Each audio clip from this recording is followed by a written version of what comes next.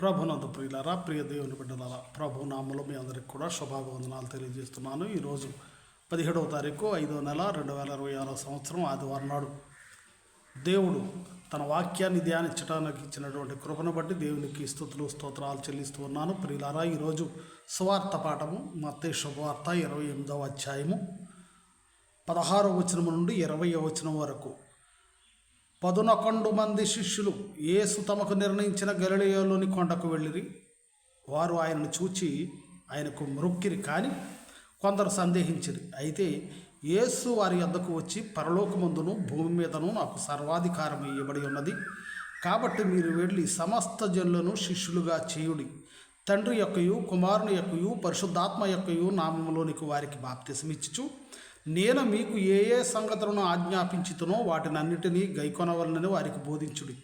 ఇదిగో నేను యుగ సమాప్తి వరకు సదాకాలం మీతో కూడా ఉన్నానని వారితో చెప్పిన. ప్రియులారా, మరి ఈరోజు యేసు ప్రభువారు తన శిష్యులతో చెప్తున్నాడు. యేసు ప్రభువారు మరణించి లేచిన తరువాత మరి మొట్టమొదటిగా ఆయన మగ్దలేనే మరియకు కనిపించినట్లుగాను, తర్వాత సీమోను పేతురు కనిపించినట్టుగాను, అలాగే తర్వాత 12 మంది శిష్యులకు కనిపించినట్లుగాను, తర్వాత 500కు పైగా మరి జనులకు ఆయన ఒకేసారి కనిపించిన తర్వాత మరి చివరగా ఆయన మరి పరలోకానికి ఆరోహణమయ్యేటప్పుడు తన శిష్యులను పిలిచి వారికి చెప్తున్న మాట, మరి ఆయన లేచిన తర్వాత మరి ఆయన 1 కొరింథీయులకు రాసిన లేఖ 15వ అధ్యాయము 5వ వచనం నుంచి మనం 8వ వచనం వరకు చూసినట్లయితే పౌలు గారు అంటున్నాడు, ఆయన కేఫాకును తరువాత 12 కనబడను. అటు పిమ్మట 500కు ఎక్కువైన సహోదరులకు ఒక్క సమయమందే కనబడను. వీరిలో అనేకులు ఇప్పటి వరకు నిలిచి ఉన్నారు, కొందరు నిద్రించారు. తరువాత ఆయన యాకోబునికును, అటు తరువాత అపోస్తలులకు అందరికీ కనబడను. అందరికీ కడపటన ఆ కాలమందు పుట్టినట్టున్న నాకును కనబడెను. ప్రియులారా, ఈ విధంగా యేసు ప్రభువారు అనేక మందికి కనపడిన తరువాత శిష్యులను పిలిచి వారికి చెబుతూ ఉన్నాడు, మీరు వెళ్ళి నేను ఆజ్ఞాపించిన, ఇక్కడ 19వ వచనంలో చూడు, కాబట్టి మీరు వెళ్ళి సమస్త జనులను శిష్యులుగా చేయుడి, తండ్రి యొక్క కుమారుని యొక్క పరిశుద్ధాత్మ యొక్క నామములోనికి వారికి బాప్తిసమిచ్చుచు, నేను మీకు ఏ ఏ సంగతులను ఆజ్ఞాపించుతునో వాటినన్నిటినీ గైకొనవలనని వారికి బోధించుడి. శిష్యులతో ఆయన చెప్తున్నటువంటి మాట, నేను ఆజ్ఞాపించినటువంటి వాటిని గైకొనాలని మీరు సమస్త జనులకు వెళ్ళి బోధించమని చెప్తున్నాడు. అయితే మాట వేరు, మాట చెప్పింది వేరు, ఆజ్ఞ వేరు. ప్రియులారా, ఆజ్ఞ అంటే తప్పనిసరిగా పాటించవలసినదంటే ఆజ్ఞ. ఉదాహరణకు ఏదైనా గవర్నమెంట్ వారు ఒక జీవోను చేసి దాన్ని పాటించాలంటే అందరూ తప్పనిసరిగా దాన్ని అనుసరించాలి. అనుసరించకపోతే ప్రభుత్వం ఊరుకోదు. ప్రియులారా, మీరందరూ కూడా కరోనా వచ్చినప్పుడు మీరందరూ కూడా ఎటు వెళ్ళకూడదు అని వారు లాక్డౌన్ పెట్టారు. దాన్ని అతిక్రమించిన వారికి మరి శిక్ష ఉండేది. ప్రియులారా, మరి ఆ విధంగానే ప్రభుత్వం వారు ఏదైనా ఆజ్ఞను, శాసనాన్ని వారు ఇచ్చినప్పుడు దాన్ని కంపల్సరిగా ప్రతి ఒక్కరూ దాన్ని పాటించాలి తప్పనిసరిగా. మరి ప్రభువారు చాలా మాటలు చెప్పాడు, కానీ ఆజ్ఞాపించినవి కొన్ని మాత్రం ఉన్నవి. అవి శిష్యులకు ఆజ్ఞాపించాడు, వాటిని మనకు బోధించమన్నాడు. ఆ ఆజ్ఞాపించినవి తప్పనిసరిగా మనం పాటించాలి. అయితే ఆయన ఆజ్ఞాపించినవి ఏంటి? ముఖ్యంగా నేను మీకు ఏ ఏ సంగతులను ఆజ్ఞాపించితునో చెప్పితునో అంటలే, ఆజ్ఞాపించితునో. చెప్పిన మాట కొంత వినవచ్చు, వినకపోవచ్చు, కానీ ఆజ్ఞాపించిన దానిని మాత్రము తప్పనిసరిగా పాటించాలి. ఈ ఆజ్ఞాపించినది ఏమేమి ఆజ్ఞాపించాడు అనేది మనం ఒకసారి చూసినట్లయితే యోహాను శుభవార్త 15వ అధ్యాయము 17వ వచనం మనం చూసినట్లయితే, మీరు ఒకరినొకడు ప్రేమింపవలెనని ఈ సంగతులను మీకు ఆజ్ఞాపించుచున్నాను. మొట్టమొదటిగా ఆయన ఆజ్ఞాపించేది ఏంటి అని అంటే ఒకరినొకడు ప్రేమించుకోవాలి. ఇది తప్పనిసరి ఆజ్ఞను ఆయన చెప్తున్నాడు. చేయవలసింది ఒకరినొకరు ప్రేమించుకోమంటున్నాడు. అది తప్పనిసరిగా పాటించవలసినటువంటి ఆజ్ఞాపిస్తూ ఉన్నాడు, పాటించాలి.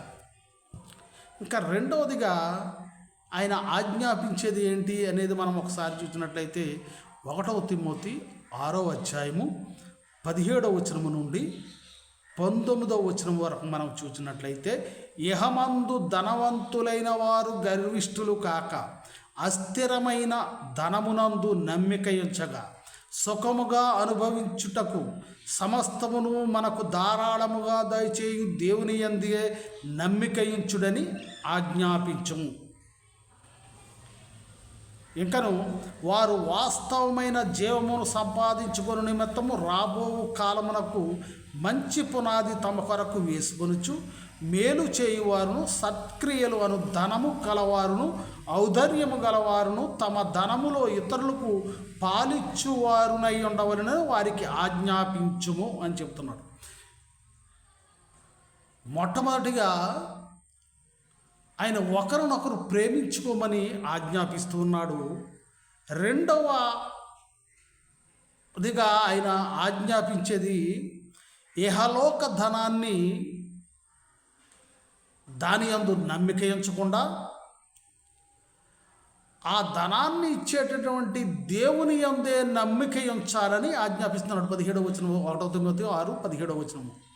దేవుని యందే నమ్మిక ఉంచాలి, కానీ ధనాపేక్ష కలిగి ధనాన్ని నమ్మిక ఉంచవద్దని చెప్తూ ఉన్నాడు, ఆజ్ఞాపిస్తూ ఉన్నాడు. అలాగే ఆ ధనాన్ని ఇహలోక ధనాన్ని కాకుండా ఏ ధనాన్ని మీరు సంపాదించుకోవాలంటే సత్క్రియలు అను ధనమును 19వ వచనము ధనమును ఔదార్యమును గలవారును, అలాగే ఇహలోక ధనములో కొంత బేదలకు ఇచ్చేవారిగా ఉండాలని ఆజ్ఞాపిస్తూ ఉన్నాడు. మొదటిగా ఆయన ఒకరినొకరు ప్రేమించుకోమని ఆజ్ఞాపిస్తూ ఉన్నాడు. రెండవదిగా దేవుని యందే నమ్మిక ఉంచాలని ఆజ్ఞాపిస్తున్నాడు. ధనాన్ని యందు నమ్మిక ఉంచవద్దు, దేవుని యందు నమ్మిక ఉంచమని ఆజ్ఞాపిస్తూ ఉన్నాడు. అలాగే ఇతరులకు మీ ధనాన్ని ఇచ్చేవారిగా ఉండమని ఆజ్ఞాపిస్తూ ఉన్నాడు. ఇంకా మూడవదిగా ఆయన ఏం ఆజ్ఞాపిస్తున్నాడు అని అంటే 1 కొరింథీయులకు 7వ అధ్యాయము 10వ వచనం, మరియు పెండ్లి అయిన వారికి నేను కాదు, ప్రభువే ఆజ్ఞాపించునదేమనగా భార్య భర్తను ఎడబాయకూడదు. ఎడబాసిన ఎడల పెండ్లి చేసుకొనకుండవలను, లేదా తన భర్తతో సమాధాన పడవలను, మరియు భర్త తన భార్యను పరిత్యజింపకూడదు. భార్యాభర్తలు విడిపోకూడదని ఆజ్ఞాపిస్తున్నాడు. మొదటిగా ఒకరినొకరు ప్రేమించుకోవాలని ఆజ్ఞాపిస్తున్నాడు. రెండవది ఇహలోక ధనాన్ని కాకుండా దేవుని యందు నమ్మిక ఉంచమని ఆజ్ఞాపిస్తున్నాడు. మూడవదిగా భార్యాభర్తల సంబంధాన్ని గురించి ఒకరినొకరు విడిచిపెట్టకూడదు, ఎడబాయకూడదు అని ఆజ్ఞాపిస్తూ ఉన్నాడు. ఇక నాలుగవది చూద్దాం. అపోస్తల కార్యాలు 17వ అధ్యాయము 29 నుంచి 30వ వచనం వరకు. కాబట్టి మనము దేవుని సంతానమై ఉండి మనుష్యుల చమత్కార కల్పన వలన మలచబడిన బంగారమునైనను వెండినైనను రాతినైనను దేవత్వము పోలి ఉన్నదని తలంపకూడదు. ఆ అజ్ఞాన కాలములను దేవుడు చూచి చూడనట్టుగా ఉండను. ఇప్పుడైతే అంతటను అందరూ మారు మనసు పొందవలనని మనుష్యులకు ఆజ్ఞాపించుచున్నాడు. ఇక్కడ అందరూ కూడా మారు మనసు పొందాలని ఆజ్ఞాపిస్తున్నాడట. మొదటిగా ఆయన ఆజ్ఞాపించేది ఒకరినొకరు ప్రేమించాలని ఆజ్ఞాపిస్తున్నాడు. రెండవదిగా దేవుని యందు నమ్మిక ఉంచాలని ఆజ్ఞాపిస్తున్నాడు. ఇహలోక ధనాన్ని ఆశించకూడదు, లేదా ఇహలోక ధనాన్ని నమ్మకుండా దేవుని యందే నమ్మిక ఉంచాలని ఆజ్ఞాపిస్తున్నాడు. మూడవదిగా భార్యాభర్తలు విడిపోకూడదని ఆజ్ఞాపిస్తున్నాడు. నాలుగవదిగా మారు మనస్సు పొందాలని ఆజ్ఞాపిస్తున్నాడు. అందరూ అంతటా మారు మనస్సు పొందాలని ఆజ్ఞాపిస్తూ ఉన్నాడు. ఇంకను 2వ దశలోనిక 3వ అధ్యాయము 6 నుండి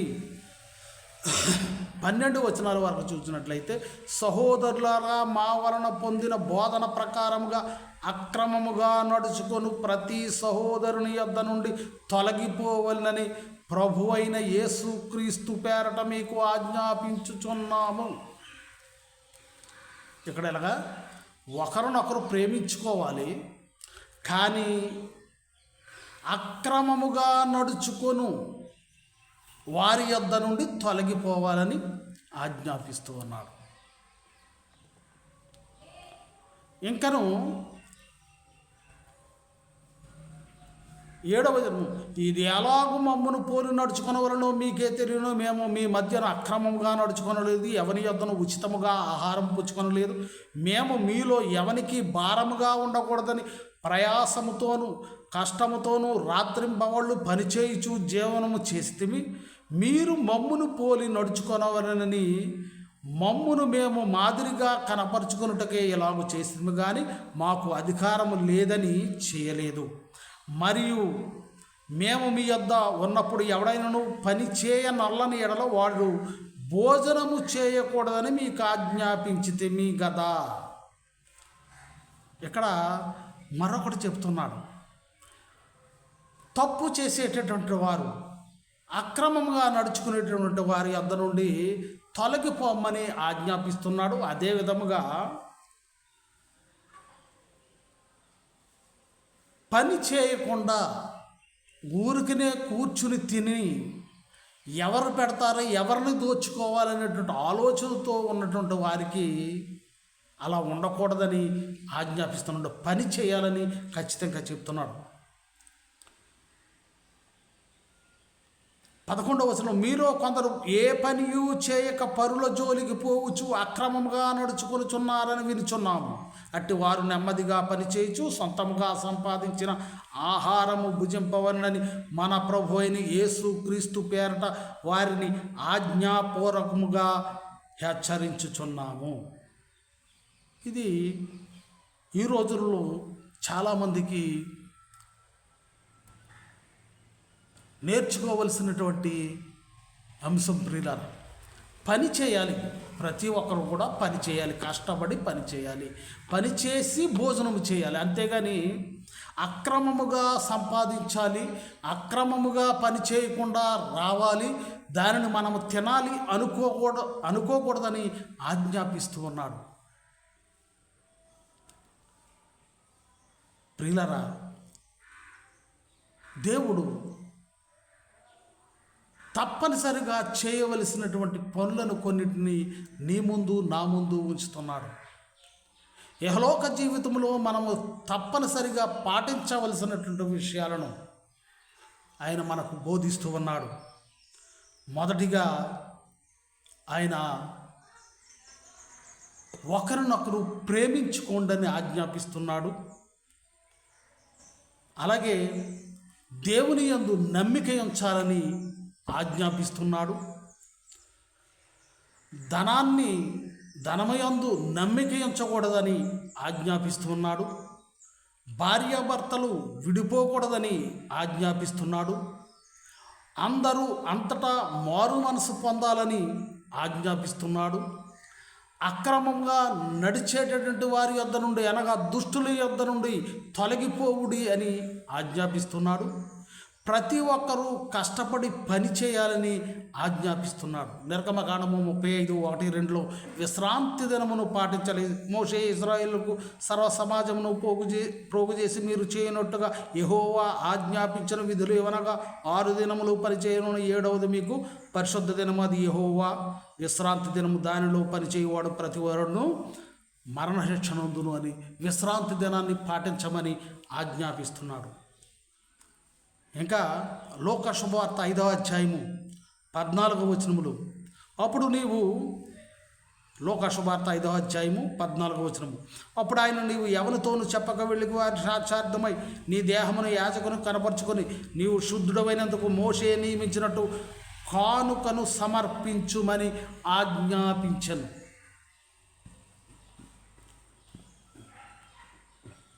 ప్రియులారా, దేవుడు ఈరోజు తన వాక్యము ద్వారా నీకు నాకు ఆజ్ఞాపిస్తూ ఉన్నాడు. ఏమని? నీవు ఒకరినొకరు ప్రేమించాలని ఆజ్ఞాపిస్తున్నాడు. దేవుని యందు నమ్మిక ఉంచమని ఆజ్ఞాపిస్తున్నాడు. ధనాన్ని కాకుండా ధనాన్ని నమ్మవద్దని ఆజ్ఞాపిస్తున్నాడు. ధనాన్ని ఇచ్చేటటువంటి దేవుని యందు నమ్మిక ఉంచమని ఆజ్ఞాపిస్తున్నాడు. అలాగే భార్యాభర్తలు విడిపోకూడదని ఆజ్ఞాపిస్తున్నాడు. అందరూ అంతటా మారు మనసు పొందాలని ఆజ్ఞాపిస్తున్నాడు. అక్రమముగా నడిచేటటువంటి సహోదరుని యొద్ద నుండి తొలగిపోవుడు. ఎందుకంటే కొన్ని రోజులు వారి సహవాసం చేస్తే వారి యొక్క బుద్ధులే మనకి అబ్బుతాయని, అంటే మనకు సంక్రమిస్తాయి లేదా మనము నేర్చుకుంటామనే ఉద్దేశంతో దుష్టుల యొద్ద నుండి తొలగిపోవుడి, అక్రమంగా నడిచే వారి యొద్ద నుండి తొలగిపోవుడి అని ఆజ్ఞాపిస్తున్నాడు. అలాగే ప్రతి ఒక్కరూ కష్టపడి పని చేయాలి, అంతేగాని పని చేయకుండా అక్రమంగా సంపాదించాలి అనేటువంటి, అక్రమంగా సంపాదించిన దాన్ని తినాలి అనేటువంటి ఉద్దేశం మీలో ఉండకూడదని ఆజ్ఞాపిస్తున్నాడు. పని చేయమని ఆజ్ఞాపిస్తున్నాడు. అలాగే విశ్రాంతి దినాన్ని పాటించమని ఆజ్ఞాపిస్తున్నాడు. అలాగే నీకు మేలు కలిగినప్పుడు, కుష్ఠరోగికి మేలు కలిగినప్పుడు యాజకునికి వెళ్ళి మరి కానుకను సమర్పించమని దేవుడు ఆజ్ఞాపిస్తున్నాడు. అంటే నీవు ఆదివారం చర్చికి వెళ్ళాలి, తప్పనిసరిగా దాన్ని పాటించాలి. అలాగే కానుకను సమర్పించాలి. అలాగే ఒకరి యందు ఒకరు ప్రేమ కలిగి ఉండాలి. అలాగే దేవుని యందు నమ్మిక ఉంచాలి. ధనాన్ని నమ్మకూడదు. అలాగే భార్యాభర్తలు మరి విడిపోకూడదు. అలాగే అందరూ మారు మనసు పొందాలి. అలాగే అక్రమముగా నడుచు వారి యొద్ద నుండి తొలగిపోవాలి. ప్రతి ఒక్కరూ కష్టపడి పని చేయాలని ఆజ్ఞాపిస్తున్నాడు మన దేవుడు. మరి ఈ ఆజ్ఞాపించిన వాటిని మనము తప్పనిసరిగా చేయాలి. ప్రియులారా, యేసు ప్రభువారు శిష్యులకు ఆజ్ఞాపించినది, నేను ఆజ్ఞాపించిన దానిని మీరు వారికి బోధించుడి అని ఆయన వారికి చెప్పాడు. ఆ చెప్పిన దానిని వారు ఖచ్చితంగా పాటించారు. ప్రియులారా, అపోస్తల కార్యాలు 10వ అధ్యాయము 42 నుంచి 48 వచనాల వరకు చూసినట్లయితే పేతురు గారు చెప్తున్నాడు. అక్కడ పేతురు గారిని బంధించి మరి మీరు యేసు ప్రభు వారిని గురించి మీరు ఎక్కడ చెప్పకూడదని వారితో చెప్తుంటే పేతురు గారు వారికి ఈ విధంగా సమాధానం ఇచ్చినాడు. ఇదియుగాక దేవుడు సజీవులకును మృతులకును న్యాయాధిపతిగా నియమించిన వాడు ఈయనే అని ప్రజలకు ప్రకటించి దృఢ సాక్ష్యమియ్యవలనని మాకు ఆజ్ఞాపించెను. ఆయన యందు విశ్వాసముంచి వాడెవడో వాడు ఆయన నామం మూలంగా పాపక్షమాపణను పొందునని ప్రవక్తలందరూ ఆయన గూర్చి సాక్ష్యమిచ్చుచున్నారనను. పేతురు ఈ మాటలు చెప్పుచుండగా అతని బోధ విన్నవారందరి మీదకి పరిశుద్ధాత్మ దిగెను. ప్రియులారా, ఇక్కడ పేతురు గారు కొర్నేలు దగ్గరికి వెళ్ళి కొర్నేలు దగ్గర చెబుతూ ఉన్నాడు, మరి యేసు ప్రభువారు మాకు ఈ విధంగా ఆజ్ఞాపించాడు, ఆ ఆజ్ఞాపించిన దానిని మీకు మేము వివరిస్తున్నాము.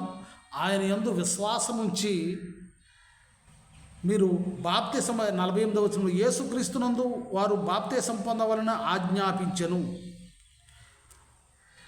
మరి కొర్నేలికి అక్కడ కొర్నేలితో ఉన్న వారికి అందరికీ కూడా ప్రభువు ఏదైతే చెప్పాడో, పేతురు గారికి ప్రభువు ఏదైతే ఆజ్ఞాపించాడో ఆ ఆజ్ఞాపించిన దానిని అందుకనే మా గురించి నా గురించి మీరు సాక్ష్యం ఇవ్వాలి, ప్రజలకు ప్రకటించాలని, దృఢ సాక్ష్యం ఇవ్వాలని మాకు ఆజ్ఞాపించాడు అని వారందరికీ కూడా చెబుతూ ఉన్నాడు. అంటే ప్రభువు ఆజ్ఞాపించిన దాన్ని పేతురు శిష్యులు కూడా అమలు చేస్తూ ఉన్నారు, దానిని పాటిస్తూ ఉన్నారు, చెప్పిన దానిని చెప్పినట్లుగా చేస్తూ ఉన్నారు. మరి పేతురు గారికి కొంతమంది ప్రధాన యాజకులు వారు కూడా చెప్పారు. ఏమనంటే అపోస్తల కార్యాలు 5వ అధ్యాయం 28వ ప్రధాన యాజకుడు వారిని చూచి, మీరు ఈ నామమును బట్టి బోధింపకూడదని మేము మీకు ఖండితముగా ఆజ్ఞాపింపలేదా? ఇదిగో మీరు యెరూషలేమును మీ బోధతో నింపి ఈ మనుష్యుని హత్య మా మీదికి తేవాలని ఉద్దేశించున్నారు అని చెప్పాను. అందుకు పేతురు, అపోస్తులను మనుషులకు కాదు దేవునికే మేము లోపడవలను కదా. మీరు మ్రానుల వేలాడవేసి సంహరించిన యేసును మన పితరులు దేవుడు లేపెను. ఇజ్రాయేలునకు మారు మనస్సును పాప క్షమాపణ దయచేటుకై దేవుడాయనను అధిపతిగాను రక్షకునిగాను తన దక్షిణ హస్తబలము చేత హెచ్చించి ఉన్నాడు అని వారికి చెప్తున్నాడు. అయితే ప్రధాన అర్చకులు అలాగే అధికారులు కూడా వారికి ఆజ్ఞాపించారు. దేవుడు ఆజ్ఞాపించాడు. దేవుడు ఏమని చెప్పాడు? దేవుడు ఏమని ఆజ్ఞాపించాడంటే, మీరు వెళ్ళి సమస్త జనులకు నా సువార్తను ప్రకటించండి, నా నామంలో బాప్తిసం ఇవ్వండి అని దేవుడు వారికి ఆజ్ఞాపించాడు. ఆ ఆజ్ఞాపించిన దానిని దేవుడు ఆజ్ఞాపించాడు. దేవుడు నా గురించి ప్రకటించండి, నేను చెప్పినవన్నీ కూడా ప్రజలకు చెప్పండి అని దేవుడు ఆజ్ఞాపించాడు. ఇక్కడ ప్రధాన యాజకులు అధికారులు కూడా ఆజ్ఞాపిస్తున్నారు. కానీ దేవుడు ఆజ్ఞాపించిన దానిని వీరు చేస్తున్నారు, కానీ మనుష్యులు అధికారులు ఆజ్ఞాపించిన దానిని శిష్యులు నెరవేర్చడం లేదు. ప్రియులారా,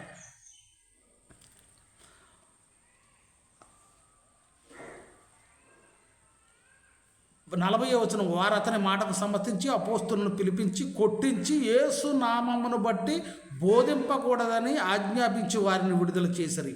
ఆ నామము కొరకు అవమానం పొందుటకు పాత్రలమని ఎంచబడినందున వారు సంతోషించుచు మహాసభ ఎదుట నుండి వెళ్ళిపోయి ప్రతి దినము దేవాలయములోను ఇంటిను మానక బోధించుచు వారు దేవుని సువార్తను ప్రకటిస్తూ ఉన్నారు. ప్రియులారా, అంటే మనుష్యుల ఆజ్ఞాపించిన దానిని చేయకుండా దేవుడు ఆజ్ఞాపించిన దానిని వారు చేస్తూ ఉన్నారు. ప్రియులారా, అలాగే నేను కూడా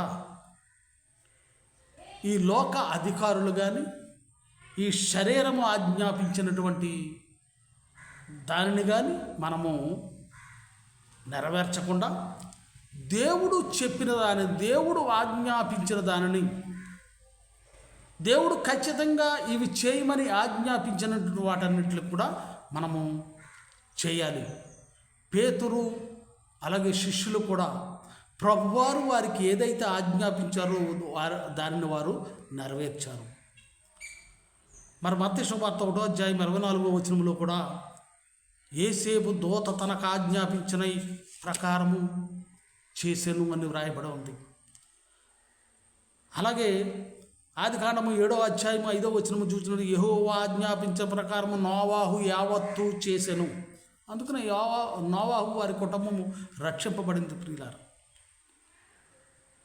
అయితే నీవు నేను అనుకోవచ్చు, దేవుడు ఆజ్ఞాపిస్తున్నాడు, ఖచ్చితంగా ఇవి చేయమంటున్నాడు, అవి చేస్తే నీకు నాకు వచ్చేటువంటి లాభం ఏంటి? ఏదైనా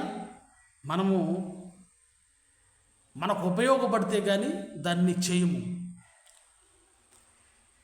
మరి దాన్ని దేవుడు ఆజ్ఞాపించిన దానిని మనము చేస్తే మనకు కలిసి వచ్చేది ఏంటి అని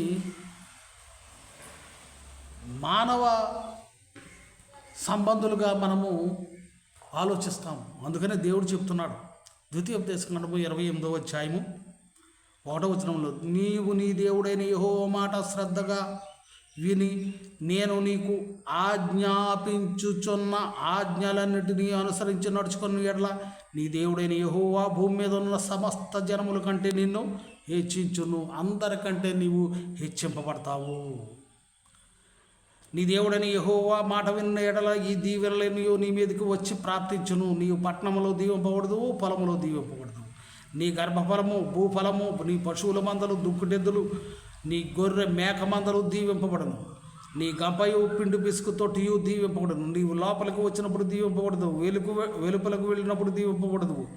నీ మీద పడు శత్రువులు యెహోవా నీ ఎదుట హతమగనోట్లు చేయును. వారొక త్రోవను నీ మీదకి బయలుదేరి వచ్చి 7 త్రోవల నీ ఎదుటి నుండి పారిపోదు. నీ కొట్లలోనూ నీవు చేయి ప్రయత్నములన్నింటిలోనూ నీకు దీవెన కలిగినట్లు యెహోవా ఆజ్ఞాపించును. నీ దేవుడిని యెహోవా నీకు ఇచ్చున్న దేశంలో ఆయన నిన్ను ఆశీర్వదించును.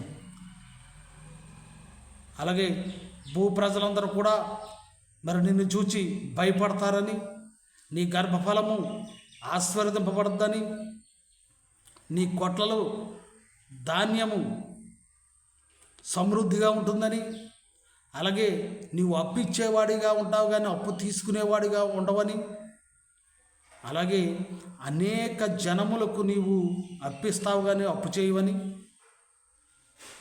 అలాగే నిన్ను 14వ వచనంలో నీవు తలగా ఉందువు కానీ తోకగా ఉండవని దేవుడు చెబుతున్నాడు.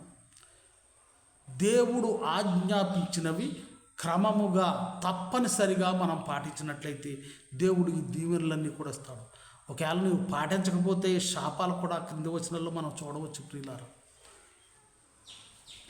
అందు గురించి దేవుడు చెప్పిన మాటలన్నీ చేయటం కష్టమైనా కానీ ఆయన ఆజ్ఞాపించినటువంటి మాటలను తప్పనిసరిగా మనం చేసేవారిగా ఉండాలి. శిష్యులు, దేవుని యందు భయభక్తులు కలిగిన అనేక మంది భక్తులు ఆయన ఆజ్ఞాపించిన ఆజ్ఞలను యావత్తు చేసి ప్రతిఫలమునొందారు. మరి నీ పరిస్థితి, నా పరిస్థితి, దేవుడు ఆజ్ఞాపించిన ఆజ్ఞలను పాటించేవారిగా ఉంటున్నామా?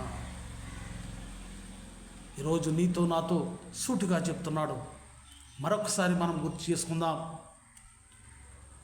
దేవుడు ఆజ్ఞాపిస్తున్నాడు మీరు ఒకరినొకడు ప్రేమించాలని. దేవుడు ఆజ్ఞాపిస్తున్నాడు దేవుని యందు నమ్మిక ఉంచమని. దేవుడు ఆజ్ఞాపిస్తున్నాడు ఈ లోక ధనాన్ని నమ్మకూడదని, సత్క్రియలు అను ధనము కలిగి ఉండాలని ఆజ్ఞాపిస్తున్నాడు. భార్యాభర్తలు విడిపోకూడదని ఆజ్ఞాపిస్తున్నాడు. అందరూ అంతటా మారు మనసు పొందాలని ఆజ్ఞాపిస్తున్నాడు. అతిక్రమముగా నడుచువారి యొద్ద నుండి, దుష్టుల యొద్ద నుండి తొలగిపోవుడని ఆజ్ఞాపిస్తున్నాడు. ప్రతి ఒక్కరూ పని చేయాలని ఆజ్ఞాపిస్తున్నాడు. విశ్రాంతి దినమును పాటించమని ఆజ్ఞాపిస్తున్నాడు. అలాగే యాజకునికి కానుక సమర్పించమని ఆజ్ఞాపిస్తున్నాడు.